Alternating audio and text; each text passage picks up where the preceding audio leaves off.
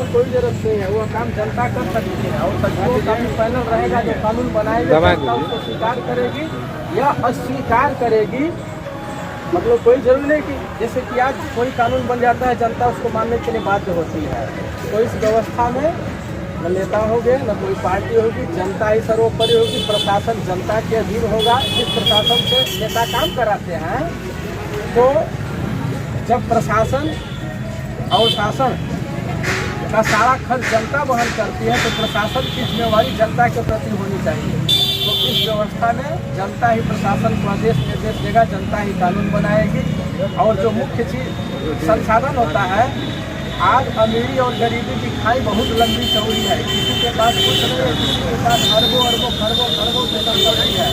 तो प्रतिभा के रेशियो में 1 और 20 का अनुपात लाया जाएगा, यानी कि देश के सबसे प्रतिभावान यानी कि अमीर के पास अगर 20 करोड़ की संपत्ति, तो सबसे गरीब के पास भी 1 करोड़ की संपत्ति सदा होनी चाहिए। और भी इसके कुछ मुद्दे हैं। मुख्य मुद्दे हैं जैसे कि जाति वाला मुद्दा है।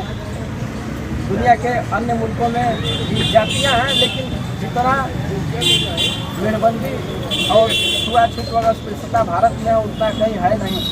इस जाति का कोई औचित्य नहीं है, न इसका कोई वैज्ञानिक आधार है, न प्राकृतिक आधार, कुछ भी आधार नहीं है। तो जाति समाप्त कर दी जाए। जाति से समाज का बड़ा ताना बाना बिगड़ रहा है। और जाति के ही वजह से कितने आक्रांता भारत पर आक्रमण किए, गुलाम बनाए, क्योंकि देश जाति में बटा हुआ था, टूटा हुआ था, कमजोर था। तो इसको समाप्त करने के लिए सजाति विवाह की विधिक मान्यता रद्द की जाएगी। हम लोग इस पर लोगों का समर्थन जुटा रहे हैं कि भैया ये जो व्यवस्था है, आज की जो व्यवस्था है आपके लिए है, लेकिन आपको इस व्यवस्था का बहुत मामूली, बहुत अल्प लाभ मिल रहा है। तो लोगों को मैसेज दे रहे हैं, जगा रहे हैं और समर्थन दे रहे हैं कि इस व्यवस्था का आप लोग समर्थन करिए। हम लोग को 24-25 हज़ार लोगों के समर्थन की ज़रूरत है और इस पर हम लोगों का समर्थन जुटा रहे हैं। यानी कि ये जब व्यवस्था आती है, ये जनता राज पार्टी के माध्यम से हम लोग इस व्यवस्था को ला रहे हैं। ये न जनता राज पार्टी रहेगी न कोई पार्टी रहेगी जब व्यवस्था आती है। तो अब देख लीजिए इसको, जिसे हम लोग प्रजातांत्रिक व्यवस्था समझते हैं, ये प्रजातांत्रिक व्यवस्था नहीं है। यह जो है अप्रत्यक्ष प्रजातंत्र है। हम प्रत्यक्ष प्रजातंत्र की परिकल्पना कर रहे हैं, जिसमें आज जो राजनेता कहते हैं कि आज की जो व्यवस्था है जनता के द्वारा है, जनता की बनाई है, जनता के लिए है। तो जनता कहाँ कानून बनाती है? जनता कानून नहीं बनाती है, न ही जनता के हिसाब से कानून बनता है। नेता लोग जो है अपने हिसाब, नौकरशाहों के हिसाब से, उद्योगपति पूंजीपतियों के हिसाब से कानून बनता है।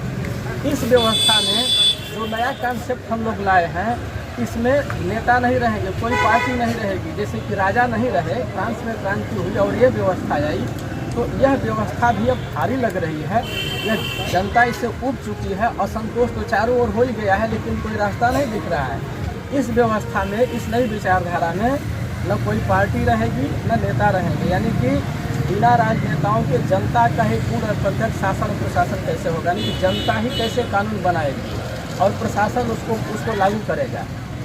आज हम जानते हैं कि राजनेता लोग कानून बनाते हैं, कि राजनेता कानून का कॉन्सेप्ट तो लोग लिखते उठते नहीं, प्रपोजल वे लोग नहीं लिखते हैं, उनके सचिव वगैरह लिखते हैं, वे लोग बहुमत से पास कराते हैं। तो जब इतने कहीं नेता लोग रखे गए हैं, तो हटे एक काम तो जनता कर लेगी और जो सचिवों का पैनल है, जो अधिकारी है, वो भी कर लेंगे। तो इस व्यवस्था में बिना राजनेताओं के जनता का ही पूरा प्रत्यक्ष शासन प्रशासन कैसे होगा? जनता ही कानून बनाएगी। और किसी भी व्यवस्था का जो मुख्य चीज़ वित्त होता है, यानी कि संपत्ति होती है। आज तक भी इतिहास में जितने उथल पुथल हुए हैं, वो जरजोरू जमीन के ही लिए हुए हैं। यानी कि उसमें संपत्ति के लिए, संसाधन के लिए, सुख भोग के लिए अधिक क्रांतियाँ हुई हैं। तो इस व्यवस्था में आज भी वही चल रहा है। राजनेता है जो उनसे लगे हुए प्रभावशाली लोग हैं, संपत्ति का ही कैसे शोषण कर रहे हैं। जो प्रतिभा का स्तर देखा गया है किसी भी क्षेत्र में, चाहे शिक्षा का क्षेत्र हो, संगीत का क्षेत्र, चाहे कोई भी हो, चाहे सिलाई का, बुनाई का हो, एक गांव स्तर से लेकर के और ऐतिहासिक स्तर तक, विश्व के बाद इतिहास वाला स्तर आता है। जो प्रतिभाओं का अंतर होता है 1-20 के अनुपात में होता है, तो संसाधन भी 1 और 20 के अनुपात में होना चाहिए। यानी कि देश के सबसे प्रतिभावान, यानी कि जब अगर अमीर व्यक्ति के पास 20 करोड़ की संपत्ति है, तो गरीब के पास भी, जो सबसे निचले पायदान वाला प्रतिभावान है, उसके पास भी 1 करोड़ की संपत्ति होनी चाहिए। और ये सदा कैसे रहेगा?